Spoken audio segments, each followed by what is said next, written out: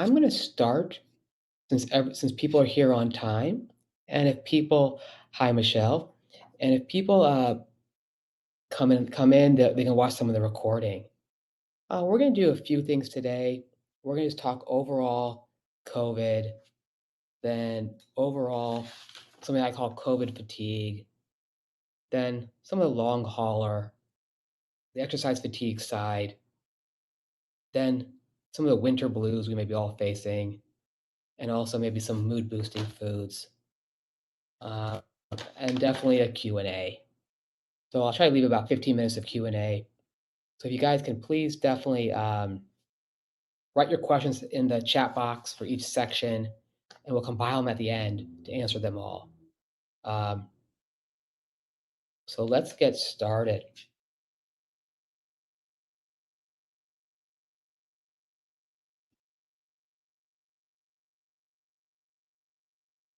So I think everyone can see the slides. Is that correct? So just say yes, if that would be helpful to me. Perfect. Thanks, Michelle. So, hi, Susan. I was just talking to your sister recently. And David, good to see that you're on board. Uh, the COVID update.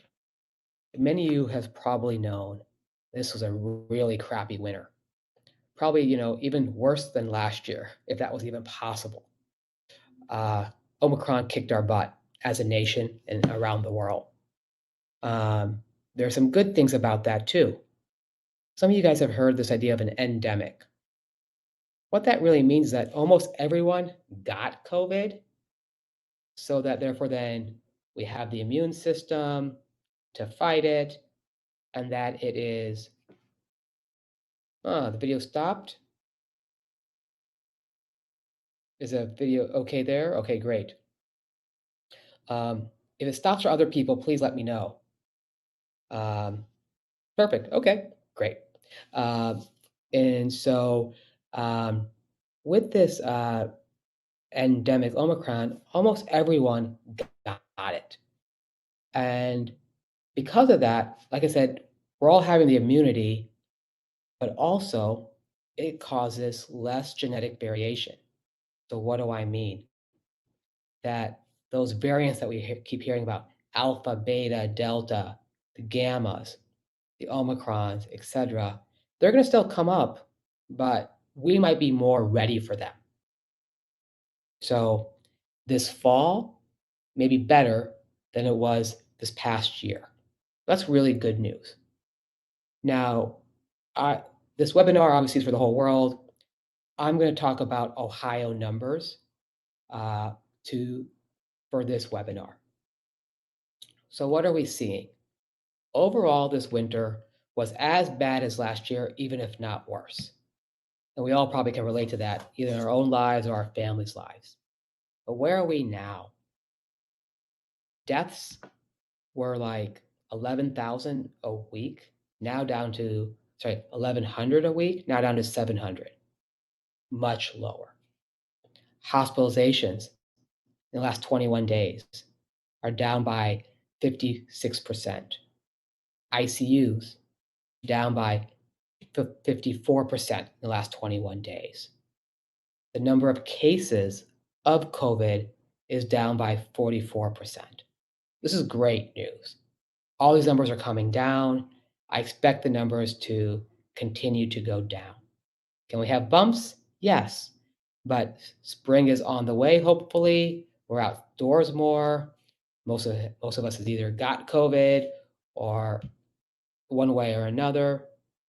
So this is very good news. Just remember, though, that last year we had a spike in the summertime. So we can still get a spike this upcoming summer.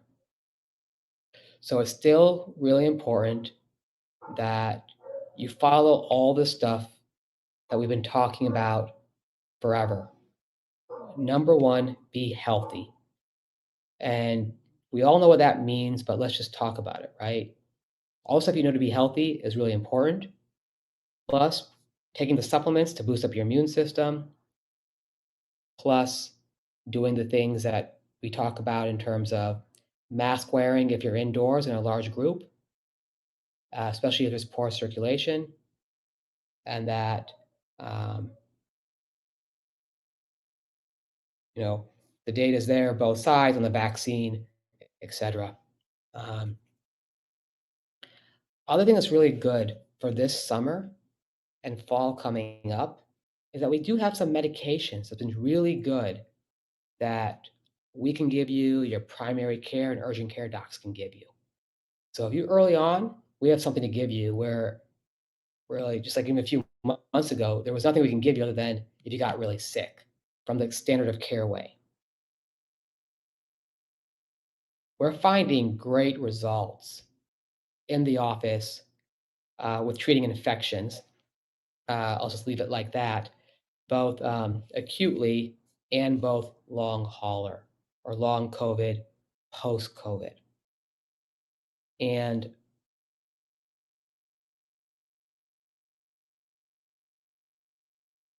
I'll come back to long hauler or long COVID here in a second. If anyone has any questions regarding where COVID was, where COVID is now, or where COVID is going to go, please put them in the chat box now, those questions. But I don't want you guys to forget them as we move on to the next topic. So now, many of us have heard of long COVID, post COVID, long haulers. In the chat box, please write down if you know someone with long COVID, post COVID, or long hauler, or you yourself has it. So I see some yeses, at least one yes. And I see multiple yeses. And so, why is this important? Number one, you're not alone. A third of the people, at least, who gets COVID has long COVID or long hauler. Now, here's the most important thing, I think, one of the most important things of today's webinar. Conventional medicine will say there's almost nothing to do. Kristen from Milestone Business, our marketing company, showed me an article from the New York Times. And we're going to post this article, right? In the links below. And it is it's a paid wall, unfortunately, because of New York Times. But you can find similar articles about this in free websites too. But basically, all these scientists are saying, we have these people with long hauler, and one thing long haulers are getting, they're calling exercise intolerance or exercise fatigue. And these scientists from all around the world, the famous people, right? They don't know what to do, and they don't know why they have it. Let me tell you, we treat a lot of long hauler post COVID. You can talk to my team. We have very good success because we're looking at it from a scientific basis, not from only conventional medicine. So let me go a little bit about what this exercise or fatigue is having that either you may be having, your friends or family may be having, and I don't want you to have to suffer. It's not fair to you or your friends or family. So what they're saying is this, that this exercise-induced or fatigue is one of the most common symptoms that long haulers are feeling. They feel fatigued or worse after exercise. In one study, they said that up to 90% of long haulers had these types of exercise issues. Thank you, Emma. And what are we talking about? That with exercise, they have coughing, fatigue, heart rate pounding, low oxygen, brain fog, muscle pains. Anyone here on this webinar, do you have those symptoms, or does any of your friends or family have those symptoms? Please say yes or no. Please say yes in the chat box. The second part Yep, so we're getting some yeses. The second part are people that are having these symptoms: coughing, fatigue, heart pounding, increased heart rate, low oxygen, brain fog, muscle fatigue without even exercising. That's even worse. Um, Conventional medicine does not know what to do because they have not treated this or understand this. We treat this every day in our office, even without COVID. What it is the body has only a finite amount of energy to heal. And when people are having these symptoms, that means the infection has not left the body. The infection is still there.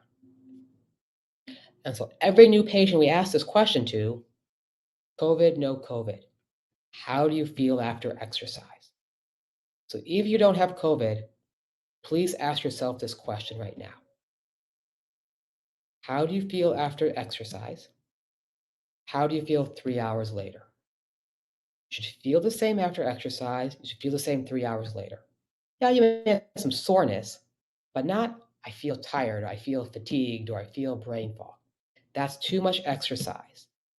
The medical term is oxidative stress, too much free radicals. So, COVID people, non COVID, I want you to exercise. Yes, I want you to feel good afterwards and feel good 3 hours later. As you're healthier and healthier, then you're going to be able to do more and more exercises of more different types. So, let's break this down.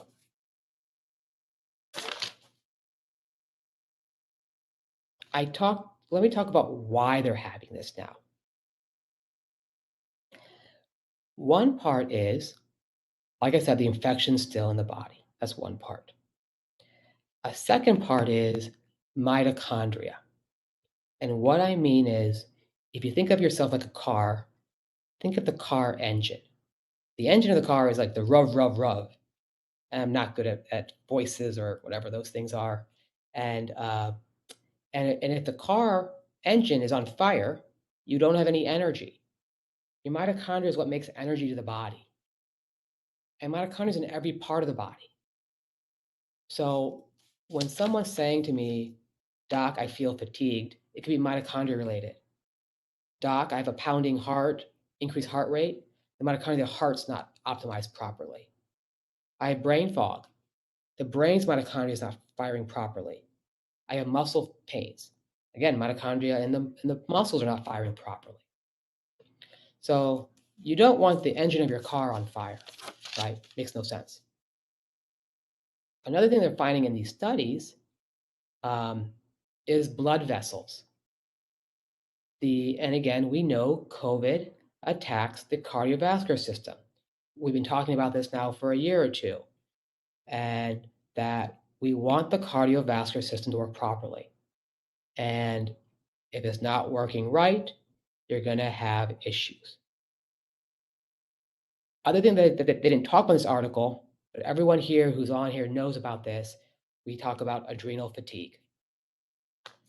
Um, and what do I mean there? We have these glands on top of our kidneys. They make adrenaline. Adrenaline really means epinephrine, but I'm talking about cortisol. I'll just go with the adrenaline just to keep it simple. We need adrenaline if we're under attack, if someone's about to rob us, or if a child is stuck underneath a car. But if we're a go, go, go, running adrenaline all the time, that's not good for the body. What also happens is, many times when you get COVID, you feel like a couch potato because your adrenals are not working properly. And so then that's another reason for long COVID that we treat all the time. And we treat the adrenals, the mitochondria, the blood vessels. Oh my God, people feel better. So thinking about this, because some people on this webinar either have long COVID or um,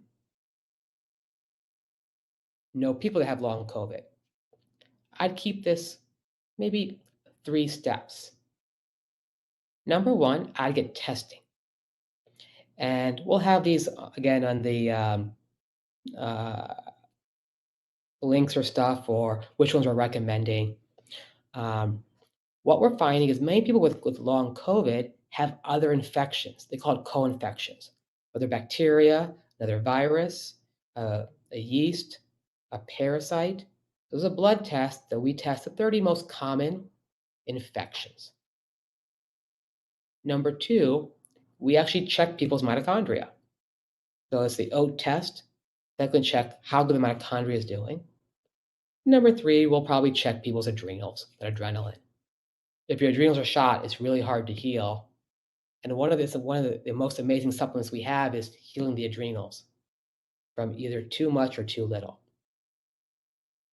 And maybe we'll make a protocol of this and have this as a handout potentially too. Um, that's step number one is testing, seeing where you're at. Then step number two is treatment. The number one thing for exercise issues or long COVID is boosting the immune system. I'll just say that. Um, and you can boost your immune system multiple ways. The best way we have seen has been ozone therapy. And when I say ozone, what do I mean? Ozone's a gas. Oh, I've not been moving the slides forward. Whoops. Okay, here we are. My apologies. Uh, the and oxygen is O2, ozone's O3. We know that COVID patients are lacking oxygen. And that's what the New York Times article says. A lot of people have low oxygen. So when we give people ozone in the body, it's a procedure. You come to the office for about an hour to do it, and the O2 helps the body heal, more oxygen. The O goes and attacks infections, whether it's bacteria, virus, parasite, etc. And there's been people are using this across the world uh, for working on infections. So number one, you got to take care of the root cause. So that's number one. So we recommend for this, I guess twice a week for a couple weeks, and then once a week for 4 weeks, working on boosting the immune system. Then the supplements. We do have, I would call immune boosting supplements. Our number one that we're finding, and we have it on the protocol, and I can show that. Um, I guess I can share that here.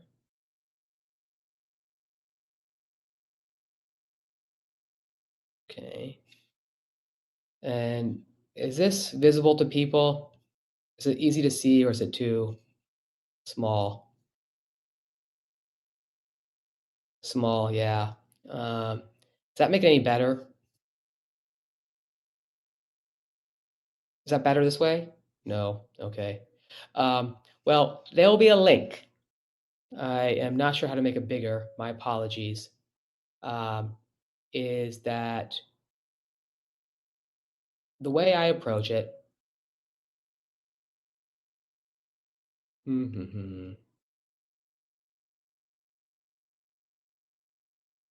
Is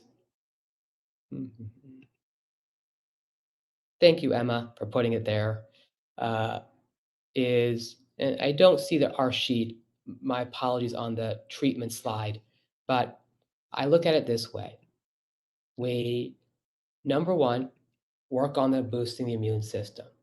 So we use something like the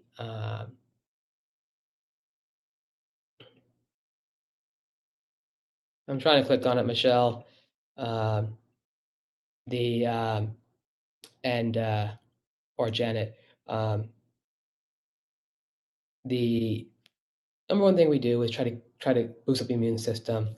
We're using the Virusid or the ADP. Number two is we're finding is that boost up the immune system in terms of the T cells and the B cells. That's where the T cells or thymus comes in, and that's where the immune shield comes in. Great. Awesome, Michelle. Uh, and thank you, Emma. And the other thing that you guys have all heard about is cytokine storm as the SPM actives. If I had to pick my top 3 or 4, whatever I said, those are my top ones to really work on this supplement side.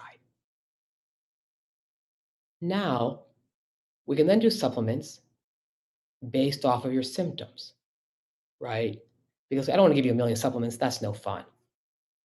Um, let's say you're having lung issues, like the coughing and shortness of breath. There's actually engines in the lungs, the mitochondria in the lungs. The best thing that we're finding there is this nebulizer poly-MVA, where you breathe in the treatments. And I am just amazed at how people say, wow, my breathing is so much better so quickly. And all we're doing is just giving vitamins and minerals so the lungs can do its job. When you're coughing a lot, you're short of breath, your lungs are like they don't have enough energy. The engine's on fire in there. That's been amazing for us. The fatigue, right? So the fatigue we're finding most likely is mitochondria. That's where we start. So we're doing what's called a Mitovive, Mitovive. It's a powder, 1 scoop twice a day. The pounding heart, an increased heart rate. Again, always see your primary care or go to urgent care. You want to make sure it's not a heart attack or stroke, of course, right? After that, if they say everything is fine, then it's mitochondria again. We find it does really well to give the heart the nutrients it needs. Low oxygen levels, again, you need to be stable. Primary care, urgent care to make sure that you're stable, not too low. But then we're using the ozone, and we actually have the KanodiaMD water, which is like the highest oxygen levels we can find in water. Brain fog. There are specific brain mitochondria, the engine of the brain. So we're using something called neurochondria. Love it. Great results for our patients. Even for the loss of smell, people saying, yeah, doc, it's helping. The muscle pains can be 2 things, inflammation and mitochondria. So we're doing, again, the Mitovive, and again, the SPM actives for the pain.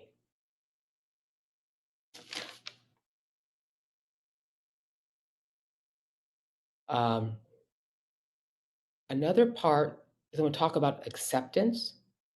This is going to be a very big part of this.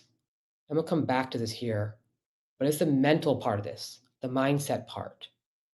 I'll circle back to that in a minute.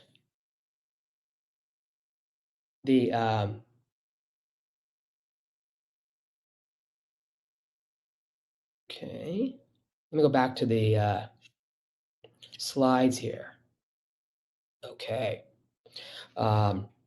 Now, if you're having this exercise issues, have fatigue or things I'm mentioning, it is really important. Your number one thing is not to over-exercise. If your engine's on fire, you're not putting the key in the ignition to try to keep it going forward.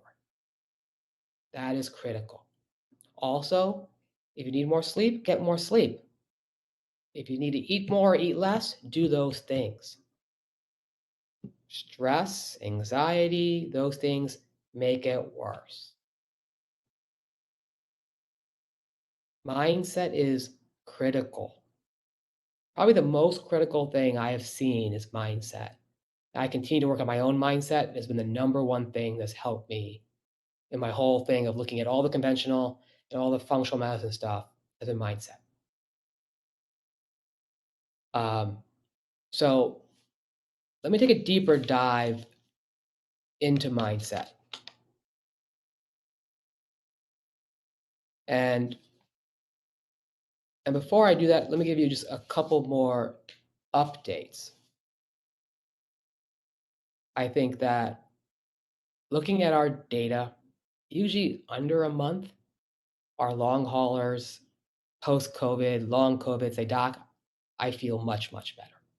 They're seeing improvement, which is great because conventional medicine doesn't really have good treatments for this. Something else that came out as an update about COVID, I have been seeing things now the conventional medicine or the conventional societies or governmental organizations are saying, yes, natural immunity is having protection. Maybe not perfect, but it is having protection for the person. That's good. That they are now acknowledging that that could be a way of being safer uh, too.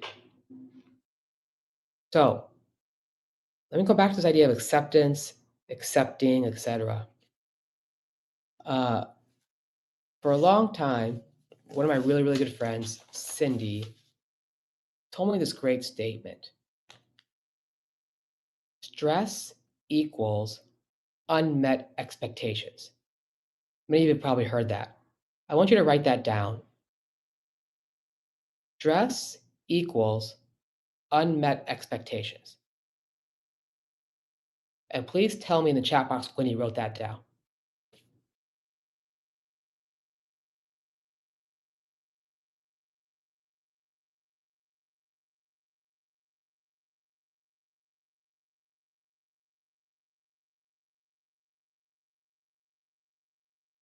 Excellent.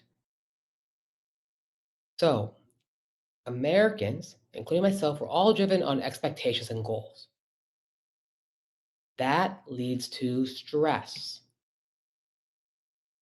When you have stress, your body does not heal. It drops healing potentially by 80%. I mean, it's shocking, but data is data. So, a patient of mine, and I learn from patients as much as you guys teach me, I teach you, same thing, and you guys probably teach me more. I had a patient say that their health coach was teaching her about acceptance or accepting. And I said, tell me more. She's like, if I can accept the way things are right now, that I have either long COVID or that I have, for me, too big of a to do list. Like for years, I felt like an 800-pound weight on both of my shoulders. I can even probably show you my to do list. It's pretty huge, right? It's like 5 or 6 pages long. My pages here, things I want to get done. And that if we say, okay, I accept I have symptoms, I accept I have a too big of a to do list, I accept the way things are right this second, what happens? I am no longer fighting my expectations of finishing an unrealistic to do list, or I'm fighting that I have long COVID. I break down the resistance to where I am today. And when you do that, your healing potential goes up exponentially. And what happens when you no longer fight, frustrated, angry, mad, blah, blah? I'm mad at the pandemic's here 2 years later. I'm mad I'm wearing masks. I'm mad there's talk about vaccines. I'm mad about this, right? We then are zapping our healing energy because it ain't going to change people talking about vaccine, no vaccine, mask, no mask. It ain't going to change about the pandemic. The pandemic's here. We all wanted to be gone 18 months ago. It ain't. So if we accept we're in a pandemic, we're going to work through the pandemic, do the best we can through the pandemic, the frustration goes away. And your life gets so much better. When this patient said this to me, I was thinking about this. Within the next day, those 800-pound weights just fell off my shoulders. I can't explain it. Those lists are still there. It makes no sense. But I accept it. I'm only able to get maybe 3 to 5 things off my checklist a day. Maybe. And What was also really interesting was, and I'll give you some information to read about this or learn about it, was that accept that we have the feelings. If I'm frustrated, I'm going to accept I feel frustrated. It's okay. The worst thing is to bottle it up, keep it in us, right? But if we're able to say, yeah, I'm frustrated, I'm angry, I'm pissed off, right? Whatever it is, feel the feelings and accept you feel the feelings. It's okay.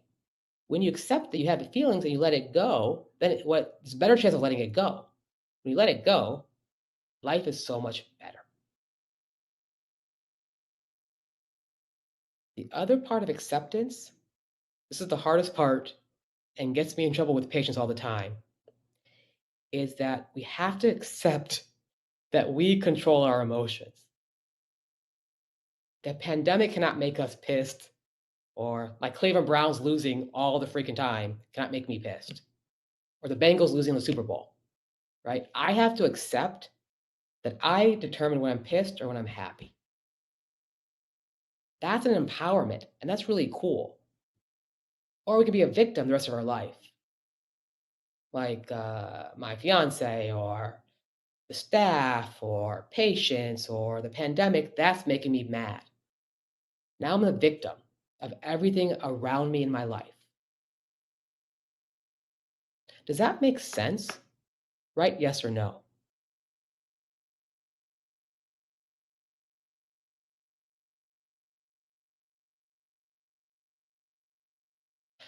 I see some yeses. I see some books.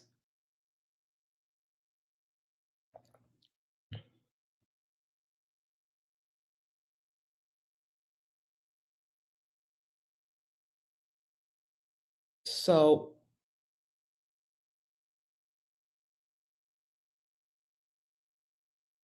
why this is important more than ever is that when we look at some data on depression and anxiety from pre-pandemic to current pandemic, we're finding like depression is up by 44%, anxiety is up by 50%, right? These are astronomical numbers. Um, and excuse me, sorry. Um, and in the adult population, 18 to 65 is even worse. Anxiety up by 65%, depression up by 61%. How many people on this call or Zoom webinar know someone that's either been depressed, got more stressed, more anxious during the pandemic? And if someone that you know, right, say, yes, you know someone or whatever.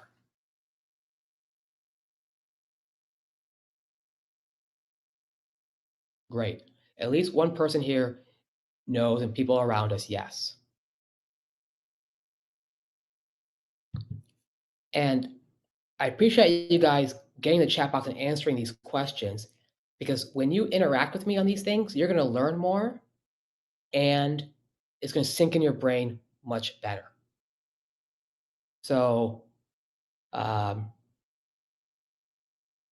the book I am reading about this is called The Gift of Acceptance by Daniel Miller. There's an audiobook, sort of like written for doctors maybe, um, but I think it's really good. It may be too high level, don't know. Um, and the reason why I like to do sometimes audiobooks, sometimes books, and the audiobook is called Get Out of Your Mind and Into Your Life by Stephen Hayes, Hayes. Um, just going to give you um,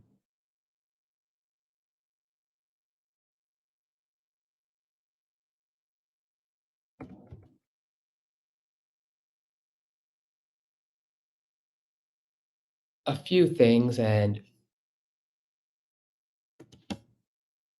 In the chat box, I found this one post I really liked by Daniel Miller, and it was like 5 good reasons why to accept people as they are, which is like whether it's kids, bosses, parents, partners, friends, if you accept them as they are, that takes the pressure off of you to change them. And I saw one quote, a quote saying, accept people as they are doesn't mean that you have to like them or condone their annoying ways, but simply is that you need to accept that that's the way they are and that you are powerless to change them. So why waste the time and energy and the serenity for trying? That's kind of interesting. And the definition of serenity, this is really, really important regarding pandemic. Serenity is not the freedom from the storm, but the peace amid the storm. For us to be peaceful is very easy if we're on top of a mountain. But can we be peaceful during a pandemic? I have to accept where I'm at to get where I want to go. Listen to that again. You have to accept how I feel now, what's going on now, to get to where you want to go, where you want your life to be. When you don't accept things as they are, it is like keeping a lid on your choices, your opportunities that can actually improve your life. If you're frustrated, you're in this keep frustrated, keep frustrated. It's called rumination. If you're in that loop, you will not find the answer.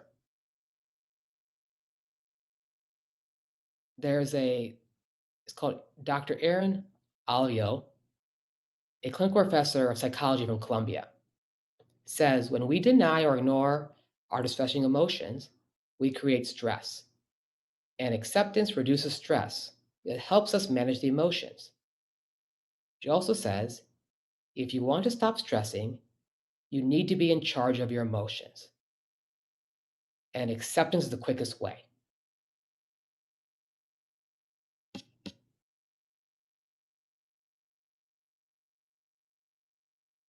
The That's awesome, Deborah, that you reserved that CD at the library already. Um, I find this to be very, very valuable so far, even in a very short time. And maybe some of you may be with the pandemic going on, but also just like I'm newly engaged, right? And or with my mom or whoever, right? Accepting my mom for who she is, accepting everyone. It's been a game changer. Um, I'm gonna switch targets or topics here for a second. If you have any questions on acceptance or accepting, please put them in the box now. Or you have any questions about anything else, please put in the box now.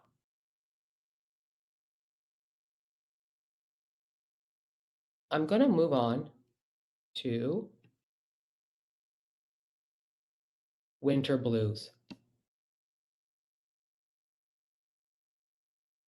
There's a blog post about winter blues that we wrote, and that we can put in the blog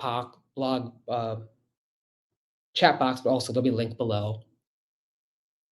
How many people have winter blues or know of someone with winter blues?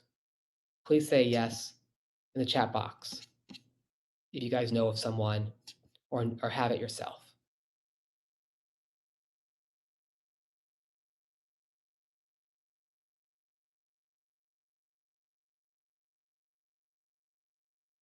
Great. There's some people say yes. What we find with winter blues is this. Affects 20% of us. That's a lot. It definitely affects me. And it causes a whole bunch of different things. Sadness, irritability, anxiety, fatigue, weight gain, hopelessness, trouble concentrating, craving carbs and sugar, loss of interest in social activities, sleeping more. What are some of the causes? What happens is Because we get exposed to less sunlight, our circadian rhythm is off. We also are getting less vitamin D, and we're having too much melatonin. So, what is the treatment? The number one thing is to go outside. It doesn't matter if it's cloudy, go outside during daylight, during, between sunrise and sunset, when the sun should be out. Ideally, first thing in the morning. If you get out there, first thing in the morning, you get some of that outdoor light, it helps tremendously for seasonal affective disorder or winter blues. The reason why we have winter blues is we have too much melatonin in our body. The number one way to shut off melatonin in our body is outdoor light, even if it is not sunny outside. And what do I mean? If you take indoor light, all of us probably have lights where we're sitting right now. You go outside, even when it is cloudy, it's 1,000% stronger. If it's sunlight, it's 10,000% stronger. So that's great. So the number one thing is getting an hour of outdoor light if possible, and the earlier the better. Because if you can shut off your sleeping hormones, then you're less likely to feel blue or down. You only want sleeping hormones when you sleep at night. I have not made my schedule to be able to do that, so I wear something dorky called these retimer glasses. And I put them on. I don't know if you can see them, but they shine a light. I wear them first thing in the morning, and while I wear them while I get ready in the morning, while I eat my breakfast, I take them off right before I go to work. I wear them for as long as I can, ideally an hour a day, but at least half an hour. And we have been using these for a couple of years now, and our patients love it. And the trick is to use it all year around. If you don't get outdoor light an hour a day, even summertime, wear these. We'll give you a link below. We have them in the office to buy them. It's called the Retimer, RE-TIMER. There's all different ones out there, light boxes, something like that, or SAD lights, but I don't want to have to sit in front of a light for an hour a day and be in front of the light. Actually, it's supposed to be like 16 inches away or something. So this is what we're using, getting great results. Something else that I love is, you can see it, is a vitamin D lamp. So just because you shut off melatonin doesn't mean that you increase vitamin D. And yes, we love our vitamin D supplements, but I like to get it naturally if I can. And in terms of this vitamin D lamp, I do like 3 times a week for 3 to 5 minutes, and that's been great for getting my body vitamin D a different way than supplements. Because if I can get the right light, my skin can make vitamin D. Guess what? It's much better than a pill. Lastly today was some mood-boosting foods. You'll see what those are on the sheet on there. And again, we'll have a link to this in the show notes, etc. Leafy greens, veggies, healthy fats, protein, sugar, alcohol, caffeine, and vitamin B12. I don't see any questions in the chat box. Emma, if there are questions, please send them to me. I'm gonna go a little bit over just because I don't see any questions, which is great. The foods that I'm seeing are leafy greens and fruits. Why are the things on the list there? Magnesium, folate, omega-3s, zinc, and B vitamins, specifically B12. And again, we'll have our link for food and mood handout. But we want to eat the leafy greens, Swiss chard, collard greens, turnips, asparagus, broccoli, Brussels sprouts, cabbage, peppers, etc., and fruits. Why is that? It's very important. It is probably one of the critical most raw materials for this.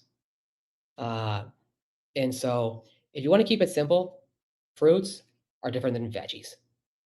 How much? And leafy greens are different than veggies. 3 separate categories. That's another really important thing to learn today. So how much do you need? You have those 8-ounce bags of leafy greens you see at the grocery stores. You should have 1 8-ounce bag a day. That's how much leafy greens you need. Then you need veggies on top of it. On top of that, you also need fruits. Fruits are not your best friend if you have sugar cravings and you're trying to lose weight. Eat more leafy greens, eat more veggies. Okay, healthy fats. The omega-3s are really, really important for your brain and the whole overall body. So the fatty fishes, salmon, mackerel, herring. Don't take notes if you don't want to. We'll have handouts. Then you want the omega-3 oils. You're going to want olive oils, MCT oils, but fats are your friend. Unless you have trouble digesting it, and then we can help you there. Protein's important, we all know that. The things that we know affect our mood greatly is that 4th bullet point there. Sugar, alcohol, caffeine. Sugar's addicting. I've said over and over, 0 sugar is the best. Sugar will affect depression and anxiety and cause these cravings. Alcohol is fine if you do well metabolizing alcohol. Everyone who's here, I'm going to ask you 3 questions about alcohol and answer these in your head. All 22 of you. No one's not allowed to answer these questions. After alcohol, how do you feel? Do you feel fine or do you feel worse? Don't have to tell me the answer. Just answer in your head. How do you sleep that night? And how do you feel the next day?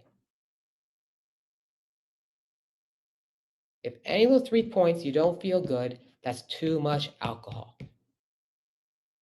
The question is, how much alcohol can you drink?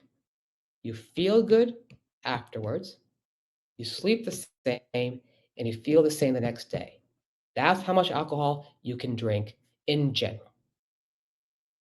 There is new guidelines, I think, by even the American Cancer Society that 1 drink a day, above 1 drink a day, actually increases the risk of cancer for women.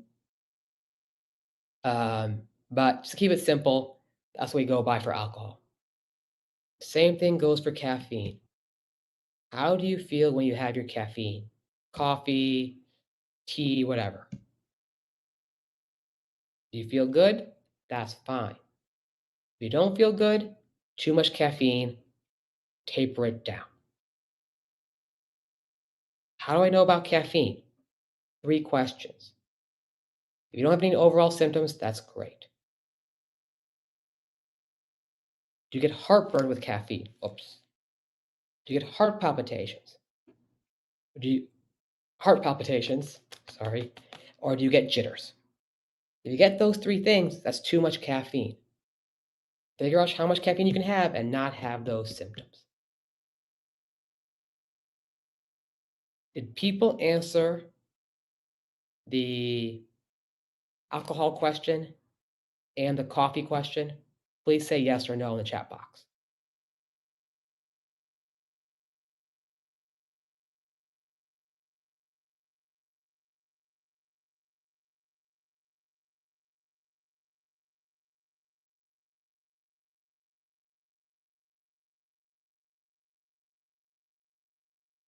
Excellent.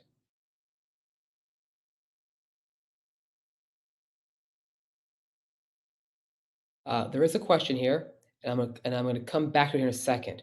Sugar. We want to have less than 25 grams a day. But sugar in general, we think about alcohol, we think about coffee. What's the question for sugar?